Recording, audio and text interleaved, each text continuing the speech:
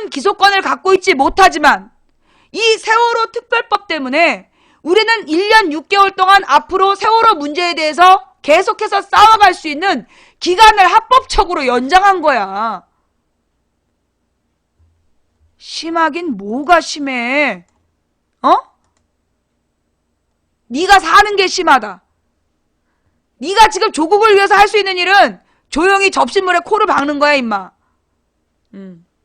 자, 무슨 얘기냐면 이 세월호 특별법은요. 세월호 특별법은 지금 이 모든 문제, 이 세월호에 대해서 아무것도 진실이 밝혀지지 않았잖아.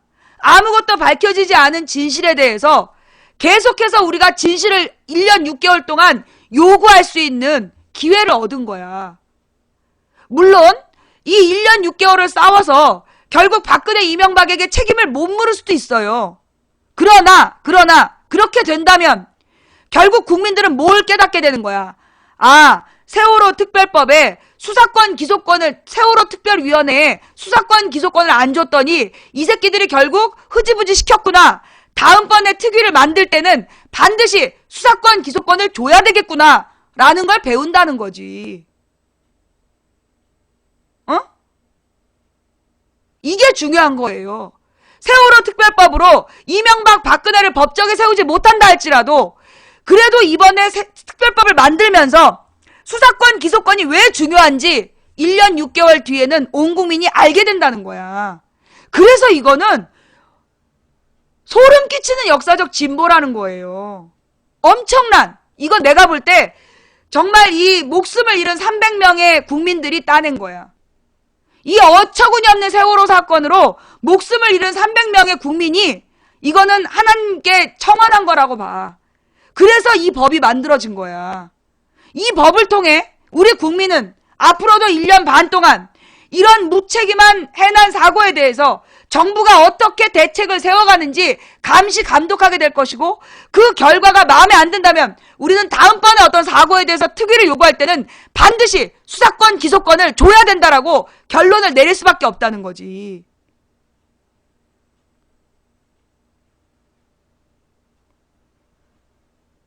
뭐란 얘기지? 저도 모든 내 맘의 활동을 동안 접었습니다. 힘이 되어주세요. 망부님 가랑비에 뭐 어쩌듯이란 말이 있지요. 그렇게라도 마음이 슬프고 화난 저희들에게 힘이 되어주세요. 망사모님 혹시 유가족이세요? 망사모님이 유가족이십니까? 하여튼 제가 볼 때는 이 세월호 특별법의 의미를 사람들이 너무 몰라. 세월호 특별법의 의미를 너무 모른다고. 이게 얼마나 대단한 건지. 솔직히 얘기해서 나는요, 세월호 특별법 못 만들 줄 알았다니까? 나는 새누리당 애들이 끝까지 그 시비 걸어서 세월호 특별법이라는 게 역사적으로 존재하지 못하게 될 줄 알았다고. 솔직히 내가 어떤 목사님이 계속 전화해서 세월호 특별법을 어떻게 해야 되냐 물어볼 때 내가 이건 장기전입니다라고 얘기했던 건 안 될 거라고 봤기 때문이야. 이렇게 세월호 특별법이 만들어질 거라고 생각 안 했기 때문에 그래서 장기적으로 언젠간 만들어야죠라고 얘기했던 게 될 줄 몰랐기 때문이야. 그런데 세월호 특별법을 만들어내더라고. 세월호 특별법이라는 게 뭐냐 하면 세월호 사건에 대한 진상을 규명하기 위한 특별위원회를 만들고 이 사람들이 1년 6개월 동안 조사를 철저히 해서 그 다음에 특검에게 넘기면 특검이 기소를 하게 하는 그게 세월호 특별법의 내용이야. 무슨 얘기인지 알겠어요? 그러면 이 세월호 특별법이 왜 필요했을까요?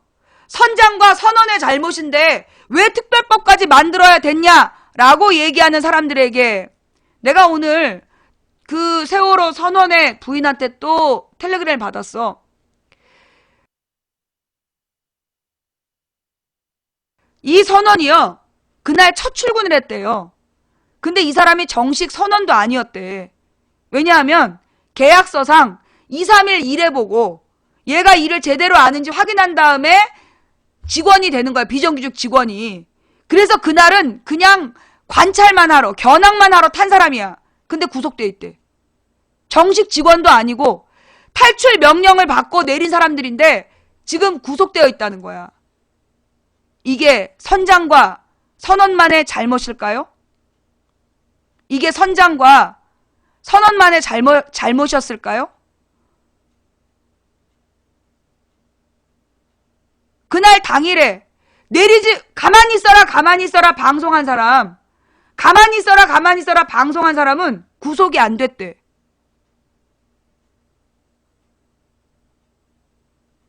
이게 말이 되냐고. 가만히 있어라, 가만히 있어라 방송한 사람은 구속자 명단에 없대. 어이없죠? 지금 세월호의 진실이 밝혀졌어요? 그날 다른 배들은요 출항을 못했어요. 가시거리가 1km가 안 됐기 때문에 아무도 출항을 못했는데 세월호만 출항했어. 30분인가 출항허가 내렸대. 그 사이에 세월호가 출항을 한 거야. 어떻게 그럴 수 있었냐고. 군산 앞바다에서 배가 기울기 시작해서 문제가 생겼는데 왜 멈추지 않고 군산항이나 이렇게 들어가지 않고 그 울돌목까지 와서 거기서 배를 침몰시켰냐고. 침몰되는 배 안에서 탈출했으면 구조받을 수 있었던 아이들에게 왜 가만히 있어라, 가만히 있어라 계속 방송했냐고. 그런데 그 방송한 사람은 왜 구속이 안 됐냐고. 왜 완전히 침몰한 10시 28분까지 기다렸다가 10시 반에 대통령은 특공대를 투입해서 전원 구조하라는 명령을 내렸냐고. 그리고 7시간 동안 대통령 어디서 뭐하다 나와가지고 구명조끼 입고 있다면서 발견이 어렵나요? 이런 헛소리를 왜 했느냐고. 그 배에서 건진 컴퓨터에 들어있는 국정원 지적사항은 무슨 내용이냐고. 국정원이 왜 그런 걸 지적하냐고. 그 배와 국정원의 관계는 뭐냐고. 그러면서 유병원 일가만 잡아들이면 모든 게 해결될 것처럼 얘기했는데 유병원 일가에게 책임을 물을 수 없다라는 기사가 나오고 있어. 유병원 일가에게 책임을 물을 수 없대. 그러면 그동안 유병원 기사는 왜 쓴 거야? 4월 20일부터 5월달까지 계속, 4월 20일부터 8월까지 유병원 시신이 발견될 때까지 계속 유병원만 잡으면 된다고 떠드는 거. 왜 떠드는 거야? 지금 밝히지 못한 의문점이 너무 많아요. 그런데 덮자니. 누구 맘대로 덮어. 이게 그 무고한 애들이 그렇게 죽지 않았으면 아무도 이 문제에 관심이 없을 수도 있어. 그런데 애들이 죽었어. 죄 없는 애들이. 타라는 말에 탔다. 그렇게 죽어갔어. 가만히 있으라는 말에 가만히 있다가 죽어갔다고. 우리가 가장 열받는 게 두 지점이야. 내가 보니까 국민들이 지금 들고 일어나고 싶으니까 이 분노의 근원이 뭐냐. 국민들의 분노의 근원이 뭐냐 하면 제일 깊은 곳에 첫 번째는 전원구조 오보. 도대체 어떻게 된 나라가 당연히 전원구조할 수 있는 걸 전원구조도 못 해놓고 전원구조했다는 거짓말을 방송으로 했느냐. 이게 충격적 분노의 한 축이야. 또 한 축이 뭐냐? 가만히 있으라. 그거야. 가만히 있으라. 가만히 있으라는 말에 애들이 막 그 방송 영상 있잖아. 애들이 나 죽으면 안 돼. 야, 우리 모두 나가야 되는 거 아니야? 단원고 학생 여러분 가만히 있으세요. 가만히 있으세요. 계속 나왔잖아. 그때 이 국민들이 모두가 뒤집어져 버린 거야. 맞지? 그지? 내가 볼 때 우리 국민들이 가장 열받는 두 지점이 그거야. 대통령의 7시간 이런 것보다 가장 불만, 가장 큰 가슴을 불뚝불뚝하고 잠도 못 자게 하는 그 분노의 근원 두 개야. 첫째, 전원 구조. 당연한 줄 알았어. 그런데 그게 오보였다니. 그 다음에 두 번째, 가만히 있어라. 가만히 있어라. 어떻게 엄마, 아빠, 내 동생 어떡하지? 그 장면을 내가 볼 때 대한민국 국민은 잊을 수가 없어. 그걸 잊을 수가 없는 거야. 그러니 잊어라 하면 안 되는 거예요. 내가 아는 사람은 교통사고로 자식을 잃었어. 그런데 그 엄마가 날마다 딸이 집에 오는 것 같다고 생각한다는 거야. 딸이 계속 살아있는 것처럼 생각이 된대. 교통사고로 갑자기 딸이 잃었는데 딸이 맨날 집에 오는 거라고 생각을 한다는 거야. 그러니까 그냥 왜 문소리가 나면 딸이 들어오는 것 같고 계속 그랬던 거야. 나중에는 딸이랑 얘기를 하는 거야. 딸이 보이는 거야. 엄마 미친 거지. 그래서 결국 아빠랑 이혼했어. 그리고 엄마는 병원에 들어가고. 그렇게 교통사고로 딸을 잃어도 미치는 거야. 그런데 학교에서 배 타고 수학여행 가라고 그래서 갔는데, 가만히 있으라 그래서 가만히 있었는데, 그래서 죽는 장면을 비디오로 봤는데 그걸 잊을 수 있는 부모가 어디 있겠니? 어? 아무도 구조하지 않는 걸 봤는데 텔레비에서 555명의 잠수사가 구조한다는 거짓말이 계속 나오고 있는 걸 봤던 그 부모가 그걸 어떻게 잊겠니? 어? 너라면 그게 잊어지겠니? 소시오패스가 아니면 못 잊지. 그래서요, 나는 새로운 전쟁이 시작됐다고 봐. 예. 나는 이거는 이 세월호 특별법이 통과된 순간 진짜 전쟁이 시작됐다. 그동안에는 세월호 유가족들이 정말 그 뙤약볕 아래서 그 차가운 돌바닥에서 투쟁으로 눈물로 따낸 특별법인데, 이제 그 특별법은 우리 온 국민의 무기다. 응? 유가족이 따낸 세월호 특별법은 이제 더 이상 유가족들에게 뭘 요구할 게 아니라 그 무기를 따낸 세월호 유가족들에게 고마운 마음으로 그 세월호 특별법을 가지고 이제 국민들이 싸워야 된다는 거예요. 도대체 왜 그 애들이 죽었어야 됐는가? 왜? 왜? 왜? 그게 밝혀질 때까지 우리는 이 싸움을 중단할 수 없다.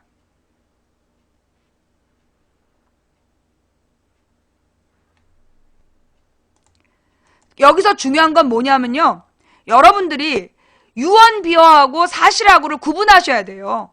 예. 자, 전 지금 이 방송을 보고 계신 기자분들께 부탁드립니다. 지금 갇혀있는 선원들, 그 선원들의 고용계약서, 그거를 모두 확인하시고, 그 선원 16명밖에 안 돼요. 면담 신청하셔서 가족이 입회한 자리에서 이 계약서가 맞냐? 그것 좀 취재해주세요. 뉴스타파든 고발뉴스든 탐사 취재하는 분들에게 부탁드리는데, 그 선원들의 고용계약서와, 그래, 선원, 그 뉴스타파 부탁드릴게요. 뉴스타파든 고발뉴스든, 예, 뉴스K든, 손석희 뉴스든, 지금 갇혀있는 이 선원들의 고용계약서, 그 고용계약서 내용이 사실인지, 그 갇혀있는 사람들에게 일일이 확인하는 거 16일이면 되지 않습니까? 그거 확인해가지고요, 과연 이 세월호 문제를 선원들에게만 물을 수 있느냐, 여기에 대해서 문제를 제기해야 된다고 봐요. 예. 지금 정부는 선장에게 36년 때리고 선원들에게 뭐 몇십 년 때려가지고 덮으려고 그러는데, 과연 이 선원들에게 책임을 물을 수 있는 거냐? 그거 탐사보도 해야 된다고 봐요. 그거 탐사보도 해야 돼. 그래서 이 싸움은 새로 시작이야. 이 싸움은 새로 시작돼야 된다고 봐요.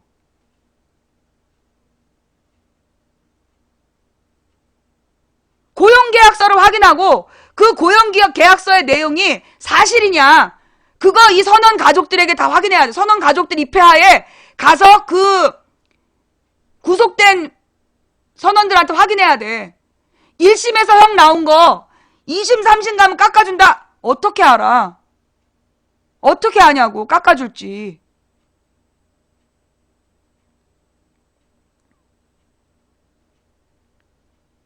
자, 할 일이 많아요. 앞으로도 이 문제에 대해서는요, 할 일이 매우 많아요. 그러니까 여러분들이 세월호 싸움은 다시 시작이야. 세월호 싸움은요, 다시 시작이에요. 지금 선원들에게 책임을 지금 이제 2심이 아직 남아있잖아. 세월호 지금 1심만 한 거잖아요. 1심에서 선장에게 36년 선고하고 지금 그걸로 36년이라는 엄청난 숫자를 때리고, 그리고 2심, 3심 가서 깎아줄지도 몰라. 그건 뭐냐? 선장과 선원의 책임이 없다라는 거. 1심도요. 선장에게 살인죄 적용을 못했어요. 할 수 없거든. 지네들이 지시해서 내렸는데 어떻게 거기다 살인죄를 지시해? 적시해. 못하지. 2심, 일단 1심으로 다 덮고 가자는 분위기 같아. 왜 이러실까? 나 3심까지 억울한 누명 쓴 사람이야. 대한민국의 그 법원이 1심에서 끝나질 않지. 2심, 3심 끝까지 봐야지. 그러면서 2심 어떤 판결이 내려지는지, 재판 과정은 어떤지, 정말로 선장과 선원에게만 책임을 물어야 되는 건지 나는 이제부터 관심이 생겼어. 나는 이제부터 관심이 생겼다고. 유병원 시체 발견했다고 떠들고 선장한테 36년 1심 선고하면 국민들이 다 잊어버릴 줄 알았지. 나 망치 부인이야.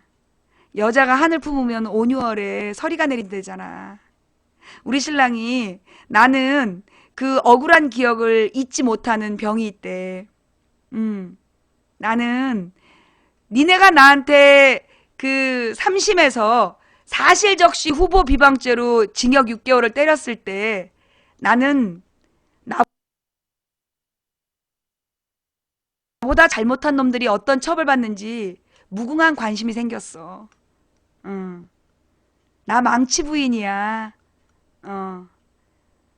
내가 다른 건 좀 약한데 그 역사적 사건에 대한 기억력이 조금 있어. 이제부터 나는 정말 선원들의 잘못인지 계속 물어갈 거야. 계속. 자, 그럼 이 세월호 이야기는 이 정도로 얘기하고요. 다음 이야기는 지금 막 되게 심각한 문제가 그 초등학교 급식 문제죠. 그죠? 예. 자, 여기서 내가 망치 부인이야. 그럼 망치 부인 혼자 하는 줄 아시나 봐요. 여러분, 그 망치 부인이 왜 망치 부인이겠어? 세상에 망치 부인이 왜 망치 부인이겠어? 망치 부인 시청자 때문이지. 내가 왜 뭐 다른 많은 뭐 케이블이나 뭐 다른 사이트의 유혹을 못 들은 척하고 못 들은 척하고 왜 아프리카에 있겠어? 아프리카에 실시간 접속해서 채팅하는 시청자들. 내가 그 사람들을 두고 어디를 가? 망치 부인은 그 사람들을 잃는 순간 사람이 아니야. 망치 부인이 아니야. 망치 부인이란 존재는 나 하나, 이경선이라는 이 존재하고는 아무 관계 없어. 이 존재와 2,000명의 시청자가 만났을 때 그게 망치 부인이야. 나 망치 부인이야 이 말은 나 2,000명의 시청자랑 같이 있어. 그 얘기야. 우리 방송은 망치 부인과 함께하는 2,000명의 시청자들이 있기 때문에 망치 부인이 잊어버려도 계속해서 잊지 않는 시청자들이 있기 때문에 우리가 관심을 끊지 않는 한 너네들의 뜻대로 되지 않을 거라는 거야. 그죠? 내 말이 맞지? 내가 옛날에 2008년부터 와가지고 3S 정책에 대해서 설명을 했어. 그때 아무도 안 듣는 척했다? 못 들은 척하고 이건 너무 오버하는 거 아니냐. 음모론 지겹다. 그 팀이 한 100명 들어와. 내가 이제 그 연예인 스캔들 문제를 가지고 쟤네들이 연예인 스캔들 딱 터트리면 내가 그걸 제목으로 딱 걸거든. 그래! 니네 스캔들 갖고 한번 얘기해보자. 그러면서 내가 3S 정책에 대해서 2008년, 9년, 10년을 이야기를 했어요. 그런데 그때 사람들이 안 듣는 것 같았어. 그리고 굉장히 적극적으로 100명이 들어와갖고 지겹지도 않냐 음모론. 무슨 그러면 뭐 누가 일부러 죽였단 얘긴가요? 막 이러면서 막 써댔어.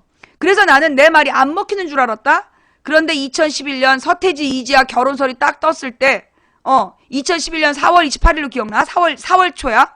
그때 서태지 이지아 결혼설이 딱 떴을 때 그때 모든 뉴스의 댓글에 도배되는 거. 야, 이거 무슨 뉴스를 가리려고 뜬 거냐? 나 그때 삶의 보람을 느꼈어. 내가 맨 처음에 아프리카에 나타나가지고 그 3S 정책과 눈 돌리기 스캔들을 이용해서 국민들의 눈과 귀를 가리고 정치적인 뉴스를 가린다는 이야기를 할 때 100명이 들어와서 막 말 같지도 않다고 비웃어대서 그게 국민 정서인 줄 알았어. 그런데 2011년 서태지 이지아 이혼설이 딱 뜨자마자 댓글에 야, 또 무슨 뉴스를 가리려고 서태지를 파냐? 그러면서 댓글에 나와. 야, 결혼한 게 6년 전, 이혼한 게 3년 전. 3년 전에 위자료 다 끝내고 끝났는데 왜 3년 만에 이혼설이 뜨냐? 이러면서 서태지 팬들이 쫙 방어하기 시작하는 거야. 그래갖고 11년 4월에 서태지, 이지아 그때 사람들이 전부 다 3S 정책이라고 도배를 하더라고.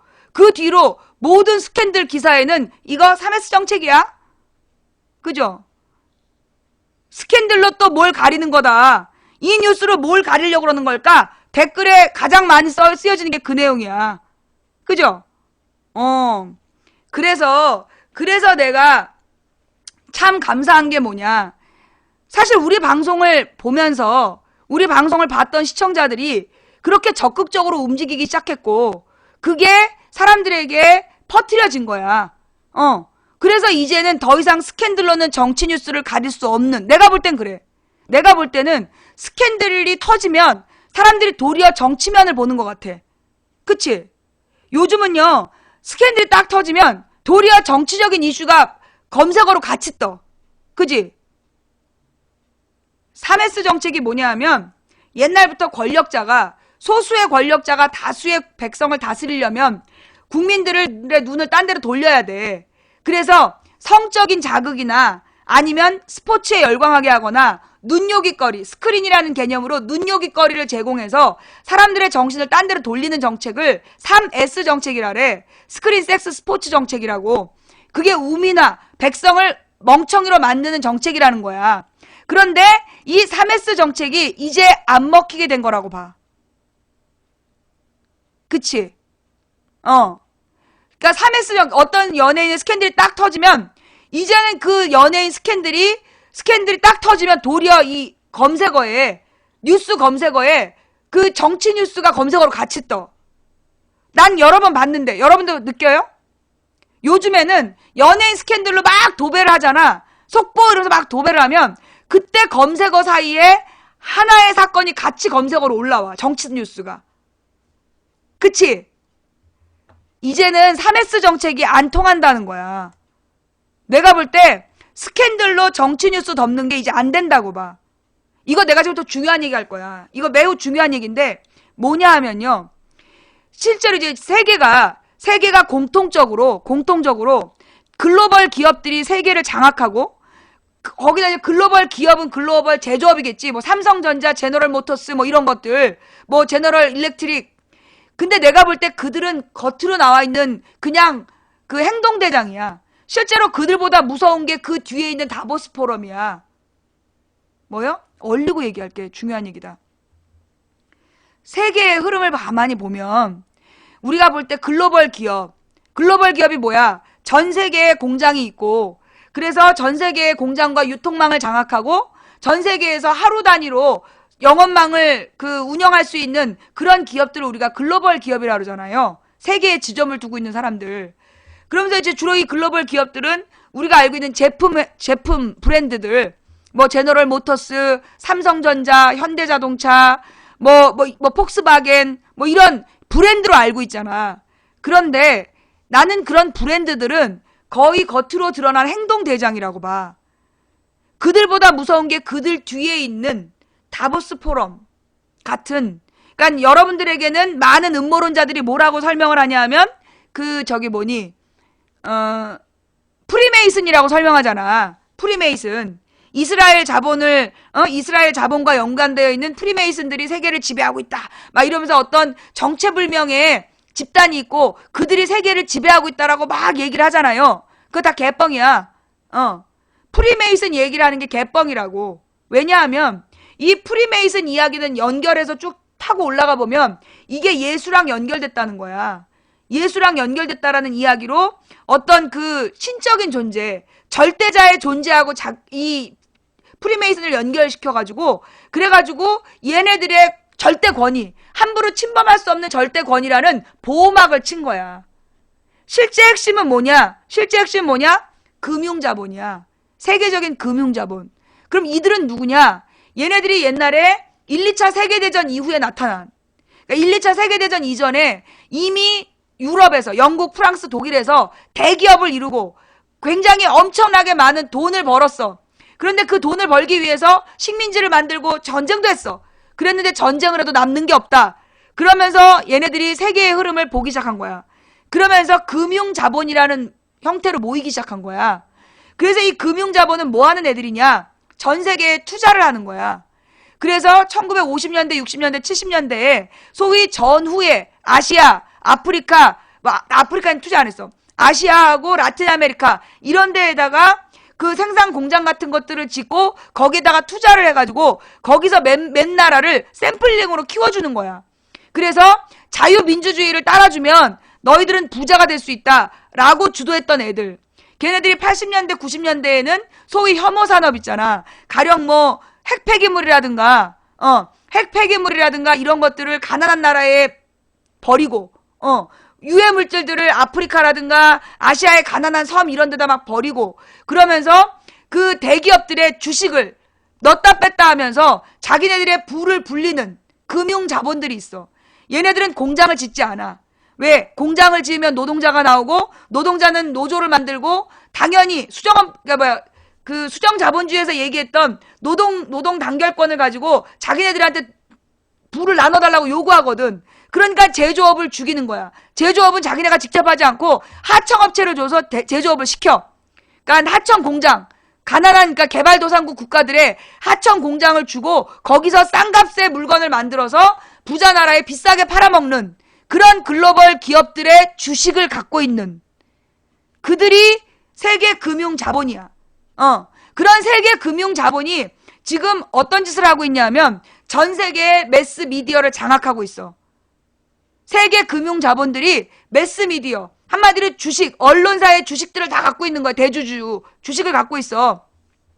그러면서 뭐 소위 우리 아프리카에도 그런 주식이 들어올까 봐 좀 걱정이 되는데 그런 애들이 대주주가 돼. 그리고 난 다음에 각 나라의 독재 정권을 지원해. 소위 보수 정권이라는 말로 실제로는 독재 정권이거든. 실제로는 독재 정권을 지원하는 거야. 언론이 그 독재 정권을 막 띄워. 독재 권력을, 독재 정당을 막 띄워주는 거야. 그래서 그 정당을 막 키워서 거기로 국민들의 표를 그 국민들한테 날마다 벗은 여자들과 스캔들과 스포츠로 병신을 만든 그러니까 바보를 만든 국민들한테 막 야 얘네들이 뭔가 쌈박하지 않냐?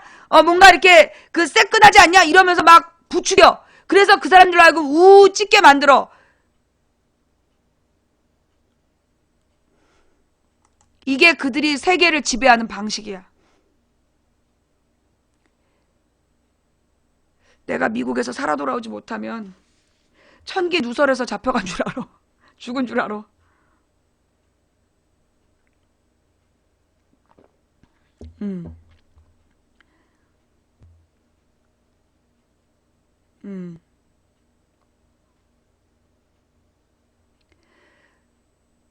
박근혜가 가서 바보가 된 다보스 포럼.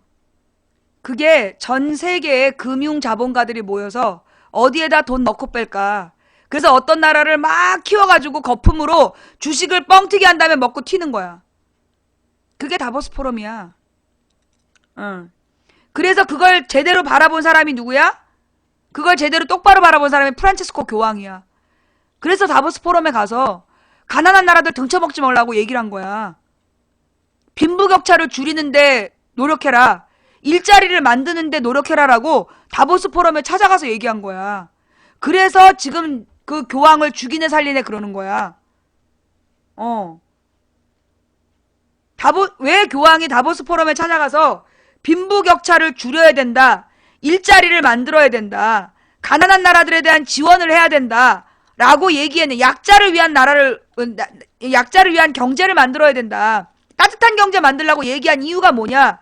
다보스 포럼이 이 세계를 빈부격차의 세계로 몰아가고 있기 때문이야. 그래서 프란체스코 교황이 그들에게 경고를 한 거고, 그래서 프란체스코 교황을 마피아가 죽일 거라고 소문내고 있어, 언론들이. 무슨 마피아가 죽여? 마피아한테 돈 주고 죽이라는 거겠지. 응. 마피아한테 돈 주고 죽이라는 거겠지. 무슨 마피아가 죽여? 말 같지도 않은 얘기지. 응. 이 프란체스코 교황을 그러니까 프란체스코 교황을 막 띄우더라고, 사람들이. 언론이. 그래서 나는 왠지 거리를 뒀어. 프란치스코 교황을 쟤네가 뭔가 이용하려는 것 같다. 특히 우리나라 언론이 프란치스코 교황을 너무너무 띄우길래 뭔가 프란치스코 교황은 어쩌면 쟤네 편일 수도 있어.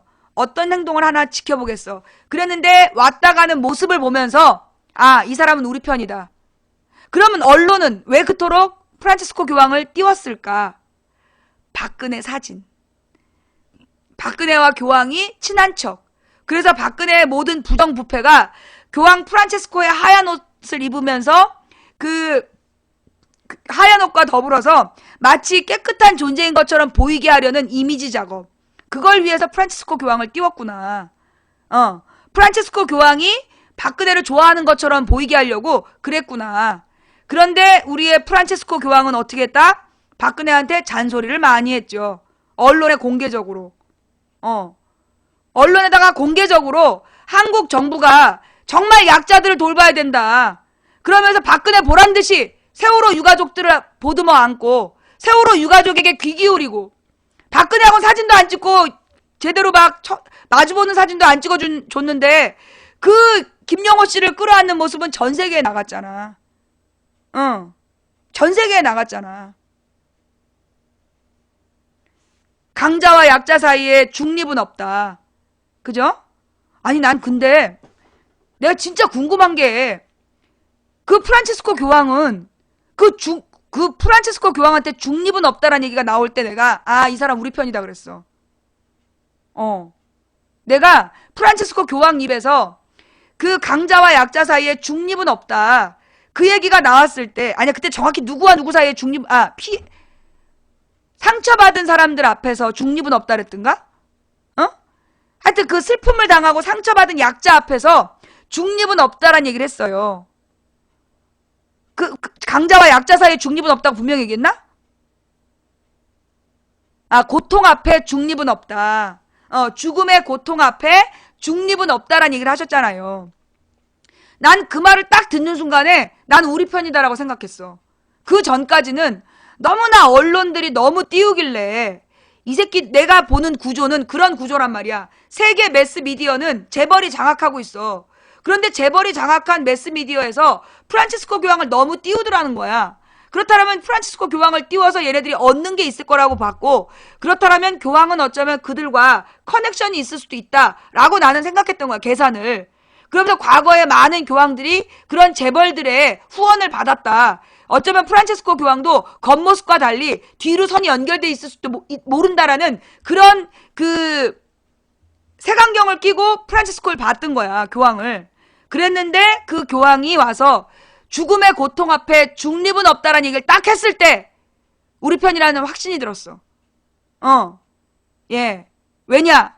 내가 올해 그 말 강자와 약자 사이에 중립은 없다. 그거 제가 올해 하기 시작한 거 아니에요?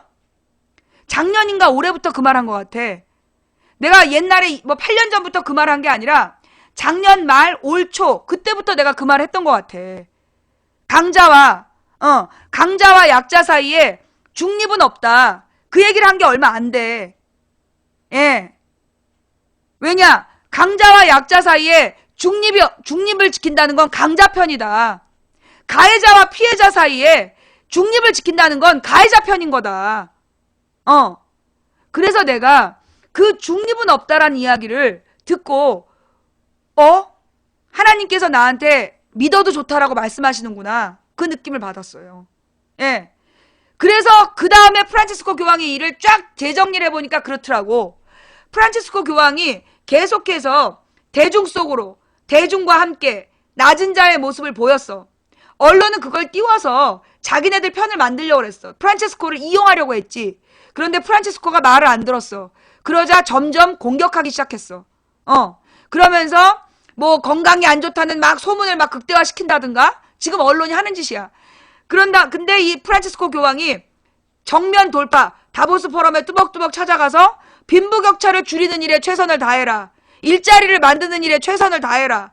그러면서 그 다보스 포럼에게 그 가난한 나라를 지원하라 그러면서 본질적인 요구를 해버린 거야. 그리고 난 다음에 쫙 나온 뉴스들이 뭐예요? 마피아로부터 살해 협박을 받고 있다. 제거하기로 했다는 거지. 응. 아유, 망치 부인 사랑해요? 누구 맘대로 망치 부인을 사랑해? 금지어 설정해놨지롱. 예. 나한테 좌빨 홍어 쓰레기 뭐 빨갱이 뭐 이러면 너네들 망치 부인 사랑해요 하트 나오지롱. 네. 좌우지간. 그래서 이 프란체스코 교황 다보스 포럼 이런 거를 정확히 우리가 볼 수 있어야 된다. 세계적인 흐름을 우리가 똑바로 봐야 된다. 종북 오케이. 물어봐줘서 고마워. 나는 종북 세력은 나는 씨를 말려야 된다고 생각해요. 뭐요? 나는 종북 세력은 씨를 말려야 된다고 생각해. 북한의 지시를 받고 북한을 추앙하고 북한을 막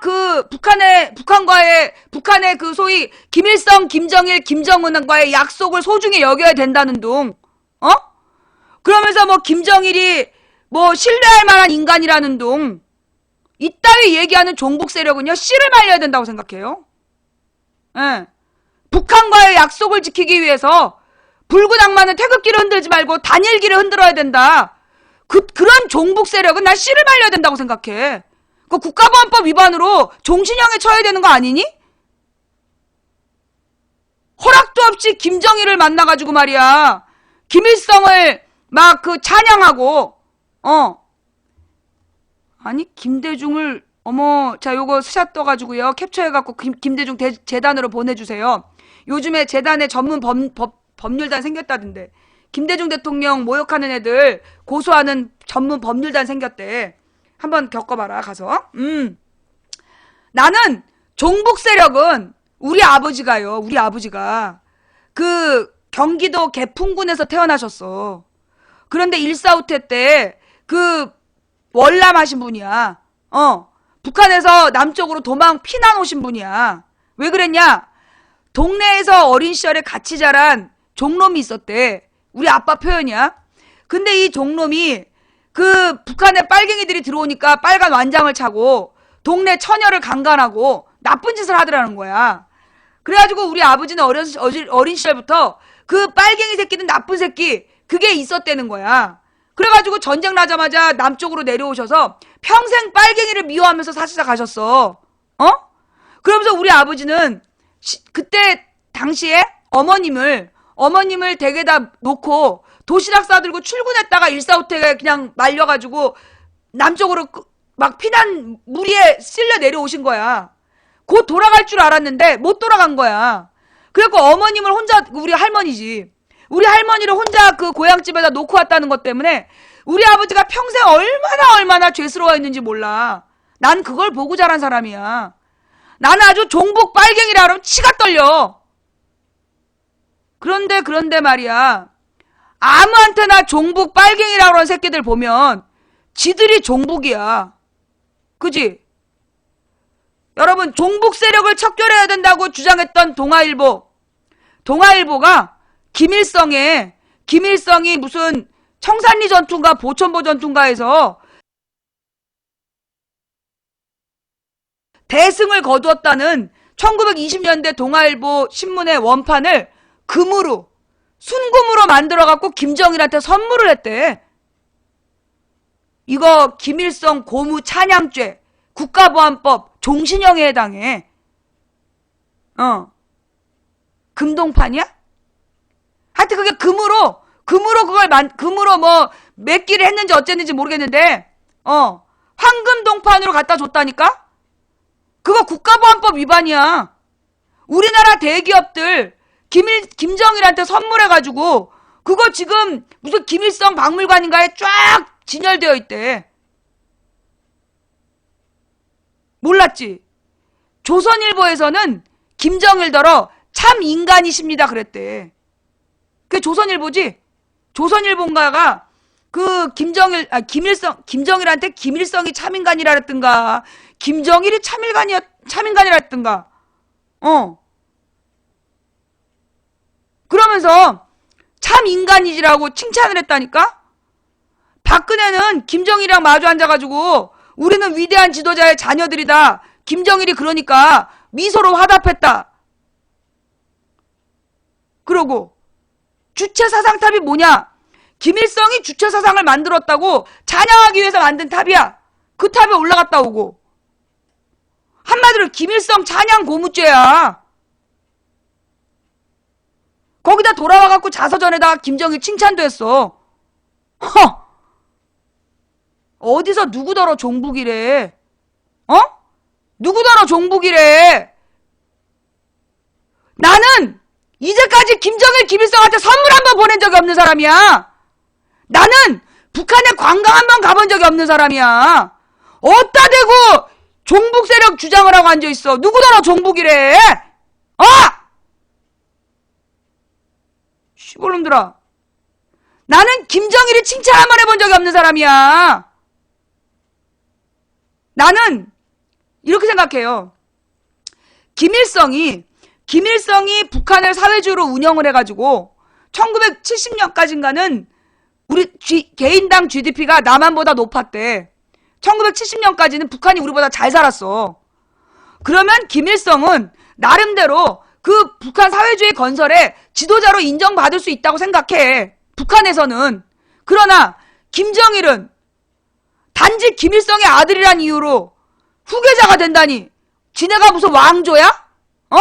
왕조야, 왕조?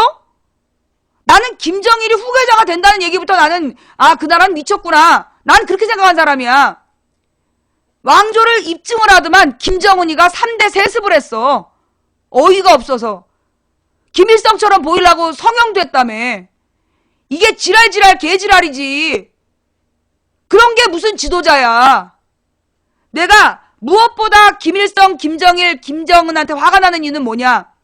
지금 북한 사람들이 왜 고생을 하고 있어? 김일성, 김정일, 김정은 때문에 그 3대 세습한 지도자를 지키기 위해서 북한에, 그러니까 저 해외에서는 그들 세습 싫어하는 거잖아. 그래서 모든 경제 원조를 끄는 거잖아. 그래서 자기네 백성이 굶어 죽어가고 있잖아. 정말로 지네가 북한을 사랑하면 물러나야지. 난 그렇게 봐요. 지네가 정말로 북한 인민을 그렇게 사랑하면 물러났어야지. 그래서 국민들 먹여 살려야지. 그 북한 군인들 반도막에 빼짝 마른 사람들 옆에서 그 등치 크고 뚱뚱한 비만으로 나는 그거 부끄러운 모습이라고 생각해. 그래서 나는 북한의 새 3대를 삼김씨를 싫어하는 거야. 북한의 3대는 무능의 3대이고 결국은 그들의 독재 체제를 유지하기 위해서 국민들 이 한반도의 전쟁 위기를 이용하고 있는 거 아니냐. 나는 그렇게 봐. 그런데 박근혜는 김정일 칭찬하더라? 막 김정일이랑 악수도 하고? 너 누구더러 종북이래? 누가 종북이야? 누가 종북? 나는 박근혜처럼 김정일이랑 악수하고 뭐 웃고 주체사상탑 관광 다니고 그런 짓 한 번도 안 해봤어. 알아? 더 웃기는 게 말이에요. 옛날에 이명박 때는 김정은이가 이제 세습했다고 조중동에서 날마다 3대 세습 썼어. 기억나지? 요즘 뉴스에 3대 세습 나오냐? 조중동 채널A에서 채널A TV조선에 3대 세습이란 말 나와? 한마디도 안 해. 한마디도. 대학 어디 나왔는지 묻는 너는 어느 대학 출신이니? 남의 대학이 왜 궁금해? 대학 어디 나왔는지는 왜 궁금한데? 개새끼야. 너는 왜 어느 대학 나왔어?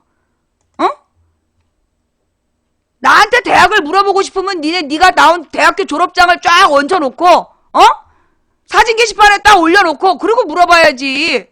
어디다 대고 어느 대학 나왔냐고 물어봐. 어이 개새끼. 강퇴됐구나.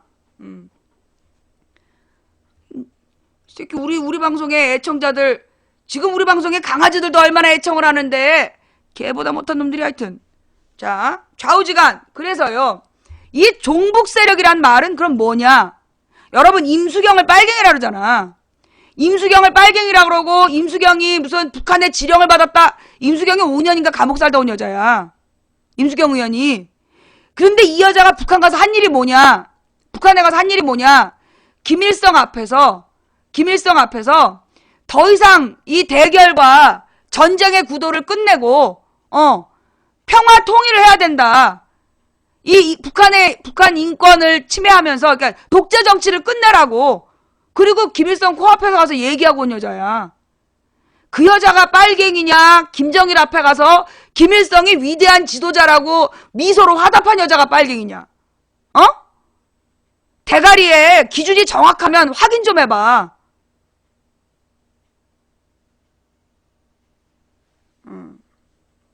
북한의 체제를 비판하고 온 여자야. 임수경이가. 야, 나는 그 김정은 개새끼, 김일성 개새끼, 김정일 개새끼 다 할 수 있어. 가서 그 개새끼랑 마주 앉아 있었던 여자한테 가서 김정일 개새끼 해봐 그래. 응? 어디서 누구더러 종북이야. 결국은 종북이 뭐냐 하면, 종북이란 얘기는 뭐냐 하면, 옛날에 이승만이 김구 선생의 지지자들더러 빨갱이라 그랬어. 왜? 김구 선생님이 북한의 김일성을 만나서 남한의 단독 정부를 내가 막을 테니 너도 단독 정부 세우지 마라. 한반도에 통일 정부를 만들자라고 얘기하고 왔다고. 그래서 김구 선생이 빨갱이라고 쓰기 시작한 거야. 그래서 김구 선생의 지지자들 전부 다 빨갱이라고 지목해서 죽였잖아. 이승만이. 그러니까 결국 이승만 때 빨갱이란 개념은 이승만을 비판하는 사람이 빨갱이야. 그런데 김구 선생님이 공산주의자냐고. 원래 빨갱이라는 게 공산주의자 개념이야. 원래 빨갱이란 말이 어디서 나왔냐면 북한의 상징이 적기, 빨간색 깃발이야. 빨간색 완장차고 빨간색 별 달고 막 이러다, 빨간색에 노란 별 달고 다니잖아. 그게 공산주의의 상징이야. 소련 깃발도 옛날에 빨간색에다가 이렇게 뭐 낫하고 그 뭐지? 망치인가? 그게 북한의 소련의 공산당 깃발이었잖아. 그래서 붉은색이 공산주의의 상징이야. 그래서 빨갱이 그러면 일본 놈들이 불렀던 공산주의자들에 대한 별칭이에요. 빨갱이라는 말이 일본 놈들이 불렀던 공산주의자들에 대한 별칭이었어. 그런데 그걸 이승만이 자기를 비판하면 빨갱이다. 그래서 죽였어. 다 죽였어. 그걸 박정희가 자기를 비판하면 간첩이다. 그래갖고 고문하고 재판에서 사형시켰어. 전두환의 군부독재 반대하는 광주 사람들을 간첩의 그 종용을 받은 소요 사태를 일으킨 폭동자들이다. 그래서 쏴 죽인 거야. 결국은 이 빨갱이라는 말이 이승만, 박정희, 전두환 같은 독재 세력이 자기를 비판하는 사람들을 몰아 죽일 때 명분으로 사용했던 게 빨갱이야. 그리고 그게 이명박 세력부터 그 소위 새누리를 비판하는 사람은 종북 세력이다. 새누리를 비판하는 건 북한에게 유리한 주장을 하게 하는 거기 때문에 종북 세력이다 라고 주장하기 시작했어. 그래서 이명박 때 종북 세력이란 말이 널리 퍼진 거야. 그러니까 종북 세력이란 말은 이명박, 박근혜를 비판하는 사람들에게 그 비판이 북한의 지령에 따라서라는 개소리를 하기 위해 쓰이는 표현이지. 그러나 그렇게 주장하는 새끼들이 진짜 종북 세력이야.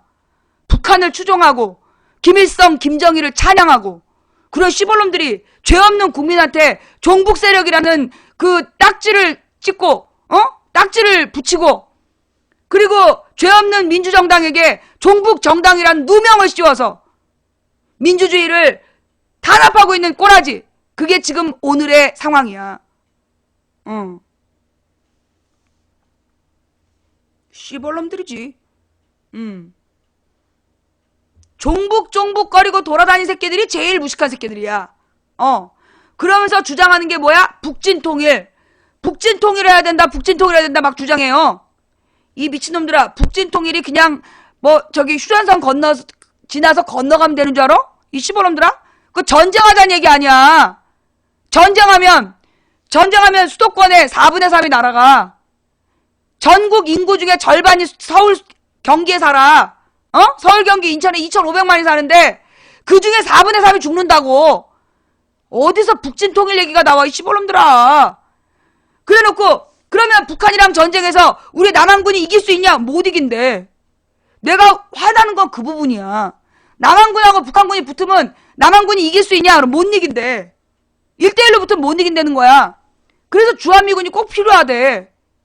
아니 그러니까 지금 붙으면 이기지도 못하는 남한 군대더러 북한으로 가자는 얘기는 지금 남한을 북한에 바치겠다는 거야? 아 이런 씨발놈들을 만나? 이런 개놈 새끼들아. 거기에다가 지금 그러면 북한으로 톡 진격해 들어갈 작전 지휘권은 있냐? 이 개놈 새끼들아. 너네 그 전시작전권 그거 미국에다 영구히 갖다 바치고 왔잖아. 이 씨발놈들아. 그리고 어디다 대고서는 북진통일이야. 북진통일은. 개놈 새끼들.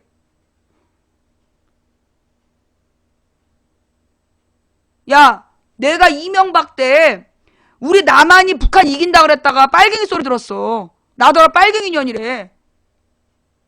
그래서 야 이 미친놈아 내가 우리나라가 북한을 이긴다는데 왜 빨갱이냐?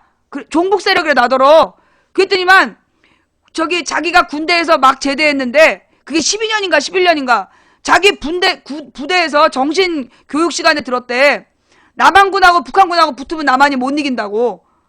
근데 남한군이 이긴다라고 얘기하는 건 남한이 이길 수 있다라는 허상을 심어주고 주한미군을 내쫓으려는 종북 세력의 주장이래. 야, 난 대한민국 육군 정신교육에서 남한 군대가 북한 군대 이길 수 없다고 교육한다는 얘기를 그때 처음 들었어. 야, 이 새끼야, 허위사실 유포하지 마. 그랬더니만 군대 갔다 온 애들이 허위사실이 아니다, 이년아. 나도 들었다. 그러는 거야. 어머, 진짜, 씨발, 대한민국 육군은 종북 세력이 운영하냐? 아니, 도대체 북한은, 그래 놓고 얘기를 들어보면 더 웃겨. 주한미군이 왜 필요하냐고 물어보니까 북한의 무기는 전부 다 재래식이래. 6.25 때 쓰던 거. 그래서 그 무기들을 우리 남한의 무기들이 못 다루기 때문에 주한미군이 필요하다는 거야. 근데 주한미군이 있는 이유가 우리 남한에 있는 첨단 무기를 다루기 위해서래. 앞뒤가 맞는 게 하나도 없어. 그러니까 걔네들의 주장을 얘기를 해보면 북한이 6.25 때 쓰던 대포를 갖고 있기 때문에 우리 남한에 그 무지막지하게 비싼 첨단 무기는 걔네들 막을 수가 없고 그 첨단 무기를 쓸 수 있는 주한미군이 필요한 이유는 그 북한의 소련한테 받은 대포 때문이다. 그거 아니야. 그렇게 주장하는 거 아니야. 이 천하의 이 북한군 찬양 일색. 이 새끼들은 북한군을 무슨 내가 볼 때 그래. 배트맨, 슈퍼맨, 그 다음에 무슨 트랜스포머, 그 다음에 또 뭐가 있니? 플래시맨, 스파이더맨 다 와도 북한군 앞에서는 아무것도 못해. 북한군은 잠수함이 트랜스포머야.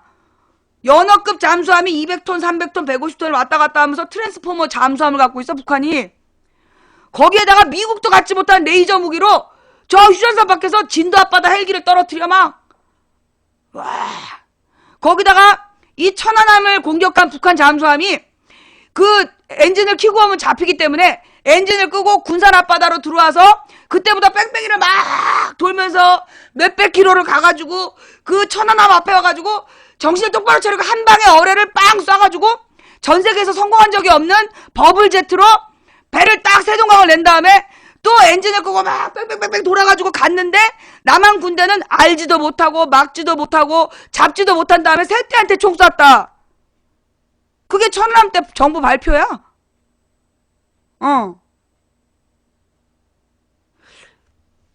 나는 지금 이 새끼들이 진짜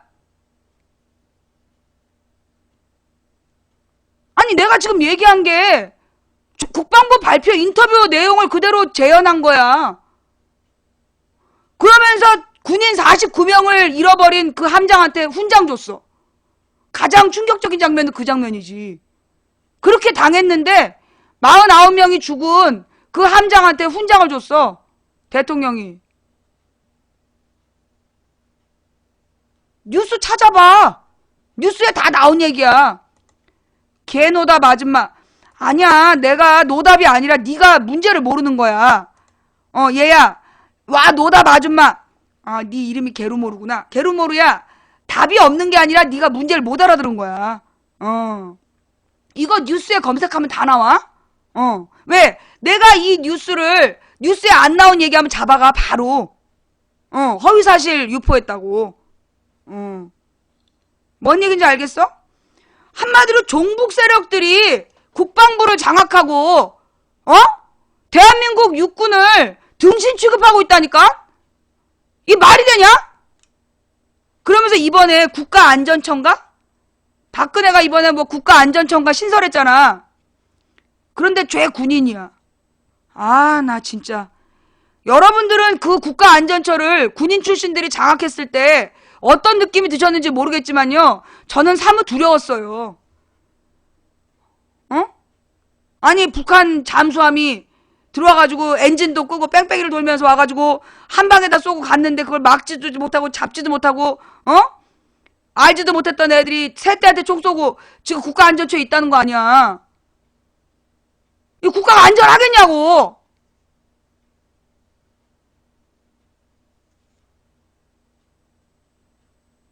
자, 그러면서 뭐 이 정도 얘기를 하고 다음 뉴스로. 아유, 어떻게 시간이 없다. 내가 4시에 방송 끝내야 돼. 혹시 여러분 이것 좀 찾아주세요. 박재홍 뉴스쇼에 나온 노영민 인터뷰. 박재홍의 뉴스쇼에 나온 노영민 의원 인터뷰 좀 찾아주세요. 자원 외교의 실체. 특히 VIP 자원 외교라는 게 나왔어. 그게 뭐냐 하면 이명박이 직접 계약한 수십 건의 계약이 있고 그게 몇 조 원이 들어갔다는 거야. 그런데 그 몇 조 원 중에 그 몇 조 원 중에 회수된 게 제로다. 예, 그거 좀 찾아주세요. 곽재홍의 뉴스쇼에 노영민 인터뷰. 그거 주소 좀 찾아줘봐. 아, 그 내용이 뉴스타파로 나왔어요? 함께 읽는 뉴스에 있어요? 아우, 역시 우리 시청자들 빠릿빠릿해. 함께 읽는 뉴스에 있습니까?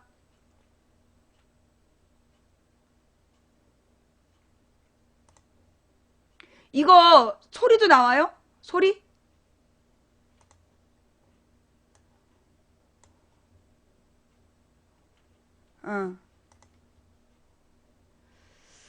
나온다. 자원외교 국정조사를 대비해서 중요한 내용은 비공개로 관리 중이다. MB정부 국부유출 자원외교 진상조사위원장인 새정치민주연합 노영민 의원이 어제 밝힌 내용입니다. 자원외교, 이명박 전 대통령이 임기 내내 굉장히 집중했던 사업이었는데 도대체 지금 왜 이런 위기에 봉착한 것인지 새정치민주연합의 노영민 의원을 연결해서 들어보겠습니다. 의원님 안녕하십니까? 네, 안녕하세요. 우선 이 VIP 자원외교가 무엇인지 짚어보겠습니다. 요즘 자원외교는 많이 나오는데 또 다른 내용입니까? 이런 겁니다. 이명박 정부 하에서 총 해외 자원 개발로 투자된 것이 41조 원이었고요. 이 중에서 5조가 회수가 됐고 36조가 날아간 겁니다. 그리고 계약에 따라서 향후 5년간 31조를 더 투입해야 합니다. 더 들어간다. 이런 상황이고요. 그런데 이 중에서 대통령이 직접 체결한 게 있습니다. 대통령이 해외에 나가서 순방을 하거나 이렇게 해서 대통령이 직접 한 것, 대통령이 직접 하거나 대통령이 특사를 파견해서 한 것, 그 특사는 이상득 전 의원이 100% 특사를 했는데요. 그렇게 된 겁니다. 그래서 현재 45건의 MOU를 소위 VIP 자원 얘기라고 해서 체결했거든요. 근데 이 중에서 이제 금융비용 조달을 위한 MOU가 1건이 있었고요. 정보 교류 협력 MOU가 9건이 있었습니다. 나머지 35건이 탐사 개발 MOU였는데 이 35건의 MOU 중에서 29건이 종결됐고요. 벌써 진행 중인 종결됐습니까? 사업이 6건입니다. 그런데 바로 이 대통령이 계약한 소위 이 대통령이 MOU를 해서 한 곳에 투자된 비용이 1조 4,461억 원이고요. 회수액은 현재 한 푼도 없다는 얘기입니다. 그리고 여기에 또 계약에 따라서 앞으로 추가로 비용이 들어갈 게 2조 원이라는 얘기입니다. 1조 4천억 원이 VIP 자원외교로 들어갔는데 더 들어갈 게 2조 원이 더 있다. 네, 그렇습니다. 그런데 이 일반 국민들이 생각하시기에 1조 4천억 원이 투자됐으면 뭔가 좀 있어야 될 것 같은데 어떻게 전혀 회수된 게 없을 수 있는가 이런 또 생각들 많이 하시거든요. 네. 이게 왜 이렇게 돈이 회수가 안 되는 건가요? 사례를 좀 간단하게 말씀해 주신다면. 네, 예. 그 BIP 자원 외교 중에서 제가 황당한 경우가 호주의 그 코카투사라는 그 유연탄 광산이 있습니다. 예. 여기는 탐사 광구도 아니고 개발 광구가 아니고요. 예. 현재 생산하고 있는 광구입니다. 예. 그러니까 거기에 지분 투자를 한 거죠. 그렇죠. 그러면 생산하고 있으면 거기서 이익이 나오고 잘 들어가는 회사니까 투자를 했지 않겠습니까? 그렇겠죠? 그럼 다음 달부터 당장 배당이 들어와야 되는 거죠. 생산 광고니까. 맞습니다. 그렇죠. 근데 이게 2009년 3월에 계약이 체결됐는데 예. 6년이 지난 지금까지 배당액이 1원도 없어요. 아니, 그게 무슨 말씀이세요? 그러면 그 후에 그 석탄 광산에서 그러면 석탄 채굴이 안 된 건가요? 뭐 채굴이 안 됐겠게 했겠습니까마는 아마 뭐 경영상 배당을 할 수가 없는 상황이었겠죠. 아. 이런 겁니다.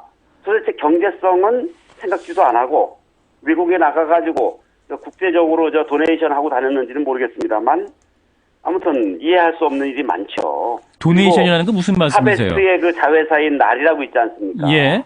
이게 정유회사, 이건 또 정유 공장이에요. 예. 그 뭐 어떤 광물 탐사나 개발이 아니고 가동하고 있는 정유 공장인데 이거를 1조 1천억 원에 인수했거든요. 예. 그리고 최근까지 설비 투자에 4억 3천만 달러가 또 들어갔어요. 그리고 운영 자금으로 6천억 원이 또 추가로 들어갔고요. 그래서 총 한 2조가 들어갔습니다. 예. 이거를 최근에 매각을 했는데 200억 원에 매각을 했어요. 2조의 100분의 1인 200억 원에. 공장은 최근까지 4억 3천만 불을 설비 투자를 했는데 예. 공장, 땅, 자산 가치를 제로로 해가지고 매각을 했더라고요. 2조에 사놓고 200억에 매각했으면 1조 9,800억 원이 그냥 공중으로 날아간 건데 그건 또 왜 그런 거예요? 뭐 아무튼 처음에 그 매입할 때부터 잘못 매입한 것이고요. 뭐 지금 와가지고는 뭐 그때 참 그들이 실수했다 뭐 이렇게 얘기하고 딴 데서 열심히 해가지고 뭐 복구하겠습니다 뭐 이런 말씀들을 하시는데 이해가 잘 안 되죠. 이 국민들이 체감할 수 있는 액수도 아니거든요. 이 사전 검토가 정말 부실하다 이런 생각이 들 수밖에 없을 것 같은데. 그렇죠. 이 공장 하나가 2조라는 말이 2조지 이게 20억 달러거든요. 아, 이게 어제 이제 의원님이 의원총회에서 이런 말씀하셨어요. 그래서 이제 국정조사를 해야 하는데 그러한 국정조사를 대비해서 아주 중요한 자원외교 내용을 비공개로 관리하고 있다 이런 말씀도 하셨어요. 어떤 내용입니까? 네, 그런 말 했습니다. 예. 뭐 현재까지 나온 내용보다 훨씬 충격적인 그런 내용입니까? 네, 그런 뭐 다양한 것들이 많습니다. 저희들이 지금까지는 그러한 그 것들을 계속해서 그 밝혀왔습니다만 이제 지금은 여야 간에 국정조사를 실시하는 것에 대해서 아마도 그 대체적인 그 의견의 일치가 이루어져 가고 있는 것으로 저희는 그렇게 추측하고 있기 때문에 국정조사를 대비한 그런 지금 그 관리를 하고 있다 그렇게 아시면 되겠습니다. 아직은 말씀하실 수 없고. 네네. 그럼 뭐 책임자 처벌을 위한 명확한 근거를 잡으신 거예요? 뭐 아무튼 뭐 그런 쪽도 포함해서 여러 가지가 있습니다. 알겠습니다. 그런데 이제 한쪽에서 이런 반론도 있습니다. 자원외교라는 것이 투자 회수 기간이 길다. 그리고 10건 중에 한 건 성공하면 대박인 것이고 또 노무현 정부 때도 사실 자원외교 했었고 회수율이 25%에 불과했다 이런 논리가 있거든요. 전혀 뭐 사실이 아니죠. 왜냐하면요. 탐사 광고는 성공률이 20% 미만입니다.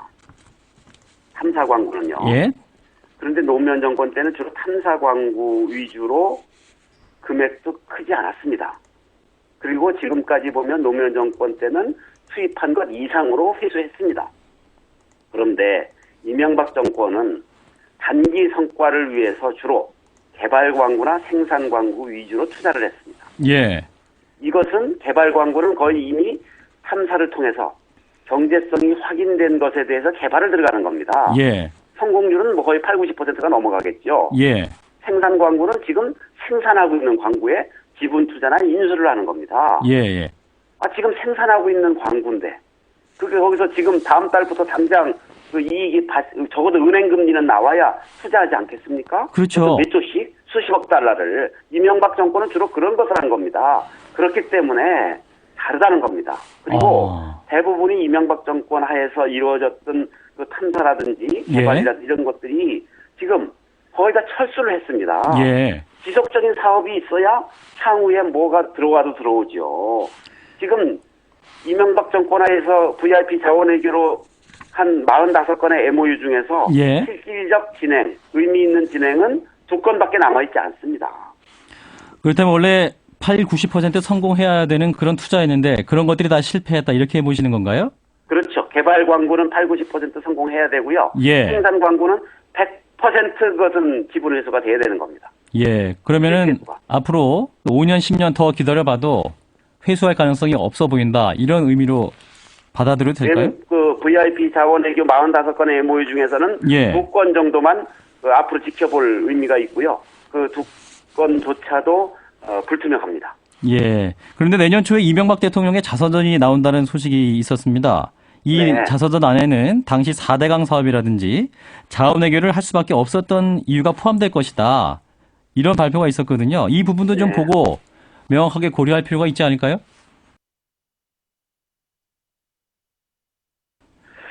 저희들은 이미 그 자료를 다 가지고 있고요. 이 자료라는 것이 대부분 관련 공기업이나 정부로부터 나온 것에 대해서 우리가 추적해 들어간 것이거든요. 예. 이제 그렇기 때문에 그 어떻게 변명을 하더라도 그것은 다 변명에 불과합니다.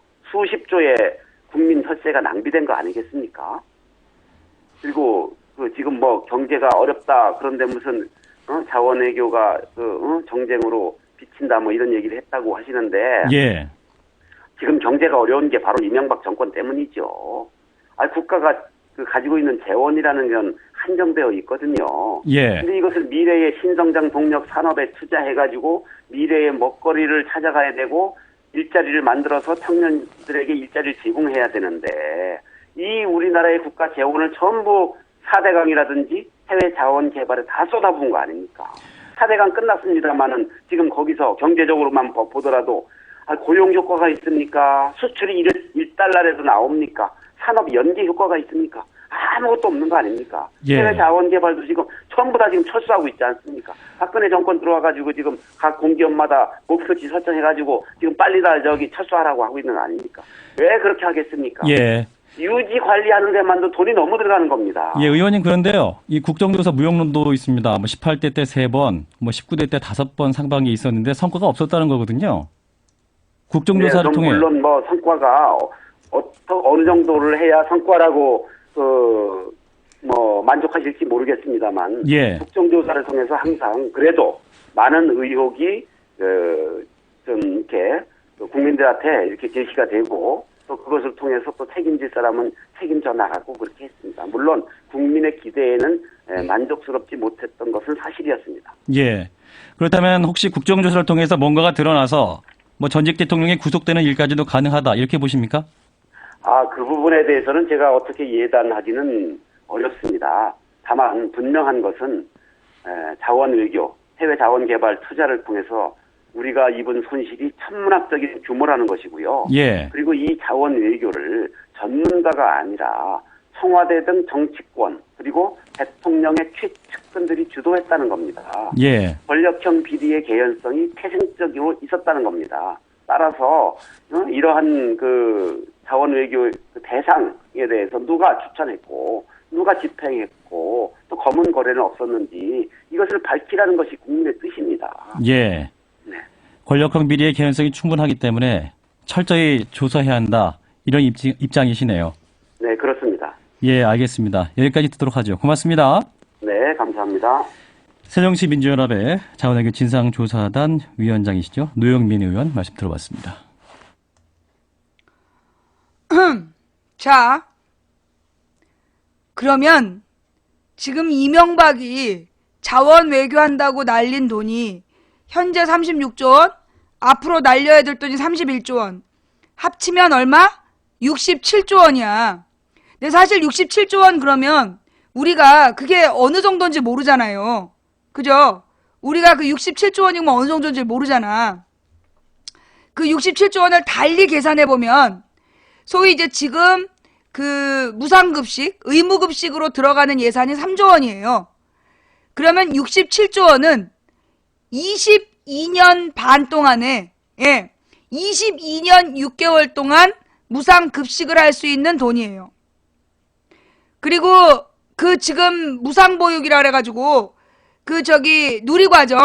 누리과정이 있다가 지금 폐지가, 누리과정의 예산을 지금 다 깎아버렸잖아, 정부에서. 돈 안 내고 있잖아, 자기 돈 없다고. 누리과정에 들어가는 예산이 8조 원이야. 그러면 그 누리과정 예산, 그러니까 누리과정을 몇 년 할 수 있는 돈일까요? 87이 56, 88이 64. 그죠? 그러면 누리과정을 8년 할 수 있는 돈이야. 누리과정을 8년 동안 할 수 있는 돈이거나 아니면 의무급식을 22년 반 동안 할 수 있는 돈을 돈 없어서 무상급식도, 그러니까 의무급식, 무상급식도 못하겠다, 누리과정도 못하겠다는 정부가 이명박이 그 돈을 날려먹은 거야. 그러면 정부는 어떻게 해야 돼? 잡아서, 그렇죠. 1년 예산의 20%. 1년 우리나라에서 쓰는 모든 돈의 20%를 그렇게 날린 거야. 심지어 국방비가 10%밖에 안 되는데. 이 정도 되면 이명박을 잡아다가 이거는 구속수사해야 되는 거 아니에요? 이 정도면 이거 이명박을 구속수사해야 되는 거 아니야? 자, 그 다음에 지금 이제 학교 급식실이 어제 오늘 이틀 동안 파업을 했어요. 그 학교 급식실에서 일하는 비정규직 노동자들이 전국 단위에서 파업을 했는데 이유가 뭐냐 하면 이 사람들한테 식비 지급을 안 한대. 식비 지급을 안 하고 있고 그 다음에 방학 때는 그 급식이 없기 때문에 소득이 없대요. 방학 때는 급식이 없어서 소득이 없다. 그래서 이 방학 때 생계 대책을 마련해달라 그러면서 이틀 동안 파업을 했어. 이제 많은 엄마들이 불편하고 그래서 아이들이 라면을 먹었다. 그러면서 이제 걱정들을 많이 하고 있는데요. 근데 이제 오늘 아침에 이 박재영의 뉴스쇼에 나온 김진호의 눈, 여기서는 무슨 얘기가 나왔냐면 미국의 교사들도 방학 때 수입이 없다. 그렇게 얘기를 하더라고.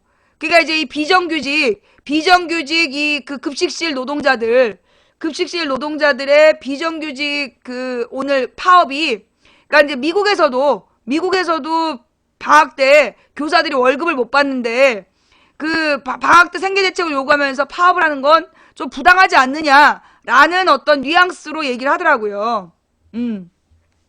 그런데 나는 그래. 그러면 미국의 교사들도 우리나라 급식실 노동자처럼 그 정도 돈 받고 일하나? 미국의 교사들이 우리나라 급식실에서 일하는 사람들이랑 똑같은 대우받나? 응? 미국의 교사가 겨울에 월급을 못 받는다. 그 얘기를 하기 이전에는, 그러면 그렇게 비교를 할 거면 미국의 교사들이 받는 전체 연봉과 전체 대우와 그리고 이 급식실 노동자들의 대우를 같은 동량 비교를 해야 될 거 아니야. 지금 미국의 교사들이 우리나라 이 급식실 노동자와 같은 대우를 받고 있냐고. 근데 그걸 그렇게 비교하면 안 되는 거지. 저는 이렇게 봐요. 사실 아이들을 우리가 학교에 보내서 학교에서 선생님들이 제대로 교육하는 것만큼 중요한 게 나는 급식이라고 봐. 아이들이 모두 똑같은 음식을 먹고 거기서 연대의식을 느끼고 공동체의식을 느끼고, 그래서 나는 급식도 교육이라고 봐. 음식을 남기지 않는 거, 골고루 먹는 거, 그리고 이 음식이 얼마나 소중한지를 생각하는 그런 교육의 일환으로 급식이 돼야 된다고 봐. 그런데 이 급식을 마련하는 이 노동자들을 그렇게 한마디로 밥을 안 줘. 그럼 이 노동자들은 어쩔 수 없이 아이들의 밥을 훔쳐먹을 수밖에 없는 거야. 그렇지 않아요? 이 급식 노동자들이 제대로 된 대우를 받아야 우리 아이들을 위해서 정서적으로 정성을 다해서 음식을 마련해 줄 거 아니야.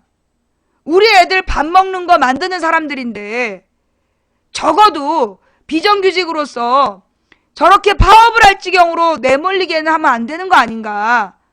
예. 저는 이제 그런 생각이 하나 들었고요. 결국은 이게 왜 이런 문제가 생겼느냐. 왜 우리 애들이 라면을 먹고 굶어야 됐느냐. 정부에서 이런 이명박 자원외교 똥 닦느라고 31조 원씩을 더 투자해야 돼서 소위 급식실 노동자들에게 제대로 된 대우를 못 해주기 때문이야.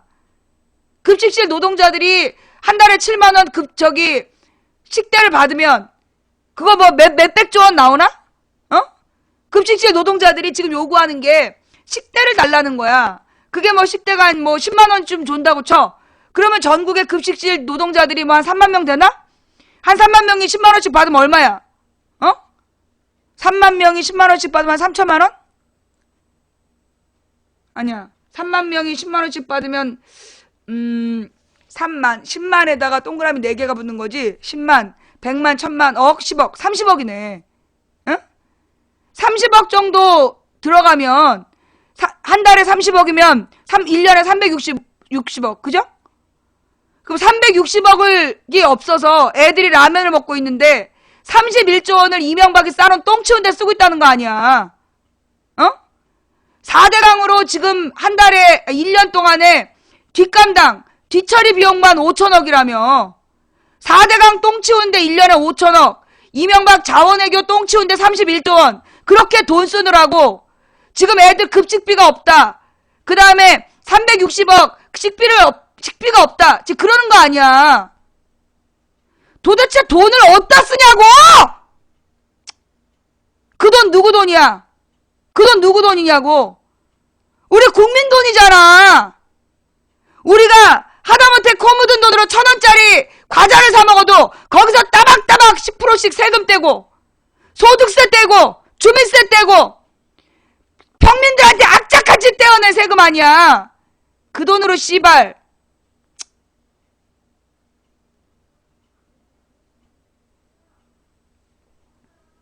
자, 그 다음에 급식 감사 한번 했으면 좋겠네요.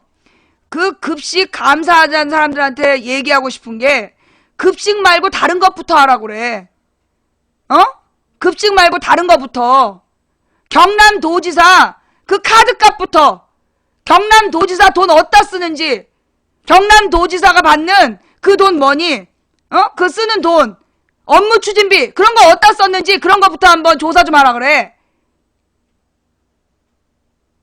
급식비 빼돌릴 게 뭐 얼마나 있다고. 급식비 감사는 나발. 그리고 이미 다 과정에서 절차를 밟아서 쓰는 돈인데 누가 어디서 뭘 빼돌리냐.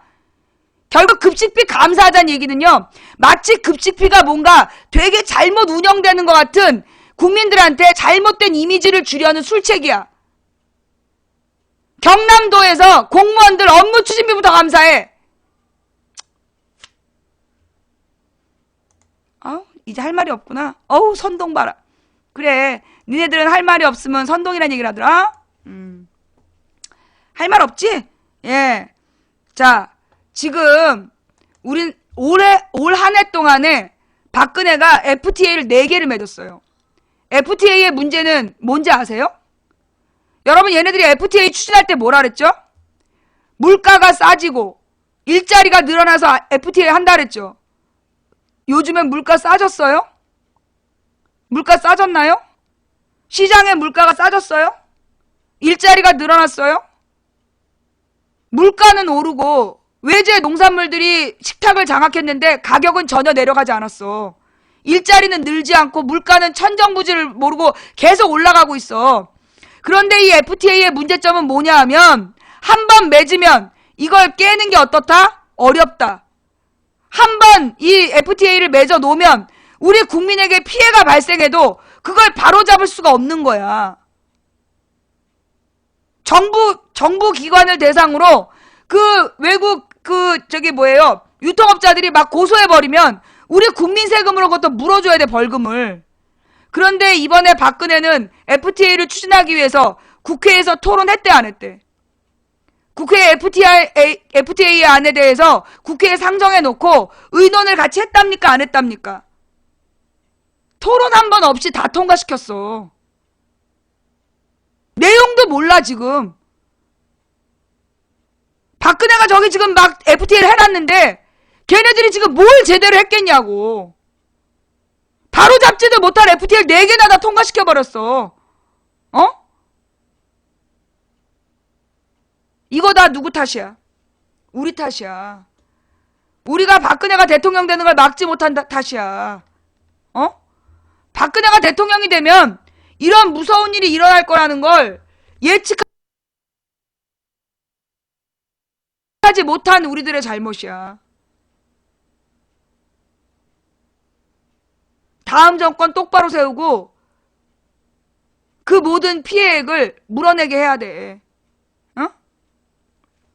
자, 오늘 방송은요, 정말로 죄송하지만 제가 여기까지만 할게요.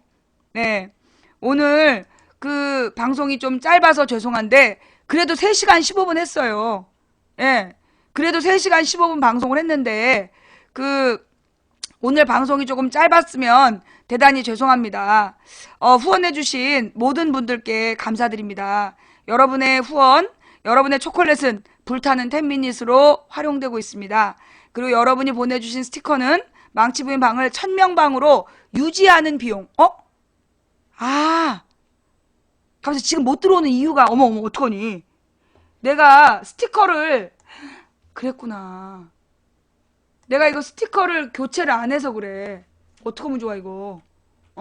스티커 교환을 안 해놔가지고, 이런, 그래서 시청자들이 못 들어왔나봐. 죄송해요. 현재 사용 중인 아이템이 없대. 이걸 어떡하면 좋아. 그래서 시청자들이 못 들어왔구나. 내가 이게 저기 잠깐만요. 내가 스티커를 좀 빨리 교환을 해서 들어올 수 있도록 할게. 아니 이게 한 번에 2,500개가 들어. 1000명 방을 유지하는데 가만있어 보자. 어메 그래도 좀 하고도 남네. 앞으로 2주 할 수 있겠다. 스티커로. 잠깐만 또 500명하고 리스트 상단. 네. 이게 이래서 오늘 들어오는 게 힘들었겠구만. 정말 죄송합니다. 오늘 시청하는 게 어려웠다면 정말 대단히 죄송하고요. 하여튼 돈 많으시지 않음? 돈 없어. 지금 소송비 모아야 될 게 3천만 원이야. 1,000만 원밖에 못 모았어. 자, 오늘 시청해주신 모든 분들께 감사드리고요. 그리고 여러분이 보내주신 이 별풍선은 또 망치부인의 소송비와 방송 제작비로 쓰여지고 있습니다. 대단히 감사드리고요. 시청해주신 모든 분들께 감사드립니다. 처음부터 끝까지 시청해주신 여러분께 감사드리고요. 특히 추천해주신 2,510분께 어떡해. 오늘은 추천도 많이 못 받았어. 2,510분께 감사드리고, 오늘 봐놓고, 추천 안 하고 도망가신 분들, 추천 안 하고 도망가신 분들은, 반스 갈아입으면 녹색 설자 할지어다. 감사합니다. 지금까지 도봉구 창동 사는 불량주부 망치부인이었고요. 오늘은 제가 우리 딸 학교 원서 쓰는 것 때문에 상담을 하러 가야 돼요. 그래서 처음으로 가는 거라서, 막 부담돼. 가서 뭘 어떻게 해야 되지? 자, 지금까지 망치부인이었습니다. 시청해주신 여러분 대단히 감사드리고요. 다음 방송은, 제가 다음 방송은 월요일날 24일날 제가 3시 반까지 거기 도착을 해야 돼요. 3시 반까지 도착을 해야 돼서 내가 어떻게 할 거냐면 잘 들어요. 12시 반부터 2시 반까지 2시간 방송을 할 거야. 우리 집에서. 그러면 2시간 동안에 해놓은 걸 내가 재방송을 걸어놓고 갈 거야. 그러면 재방송이 끝나는 게 4시 반이야. 그러면 4시 반부터 다시 생방송이 시작되는 거야. 뭔 말인지 알았지? 응. 12시 반부터 2시 반까지 2시간 생방송을 해놓고 요걸 재방송을 걸어놓고 가. 그러면 4시 반이 되잖아. 그러면 4시 반부터 경희대 생방송이 시작되는 거예요. 뭔 말인지 알아듣겠어?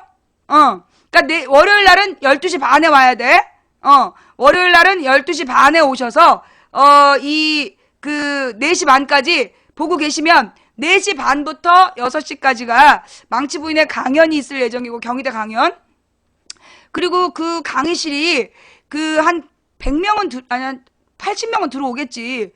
수강생이 65명이라는 걸로 봐서 좀 큰 강의실 같고요. 그리고 뭐 다른 사람이 들어와도 된다니까. 근데 아마 뭐 몇백 명까지 들어올 수 있는 강의는 아니야. 일반 강의라서. 그래서 혹시 정말로 오고 싶은 분은 오셔도 되는데 웬만하면 우리 그 생방송으로 봐주셨으면 대단히 감사하겠습니다. 예. 네, 갈 때 아프리카 밴 타고 가요. 예, 월요일날 아프리카 밴 타고 가고, 그 다음에 돌아올 때는 모르겠어. 돌아올 때는 후배들이랑 뭐 뒤풀이를 잠깐 할 수 있으면 하고, 근데 이제 이 아프리카 팀하고 또 회의를 해야 돼. 미국 가는 문제로. 미국 방송 문제로 회의를 하고, 그리고 어떻게 될지 모르겠어요. 돌아오는 거 방송은 못 할 수도 있습니다. 예. 자, 그래서 지금까지 도봉구 창동사는 불량주보 망치 부인이었고요. 다음 방송은 월요일 낮 12시 반. 감사합니다. 감사합니다. 예. 대단히 감사드리고요. 월요일 낮 12시 반에 만나요. 예.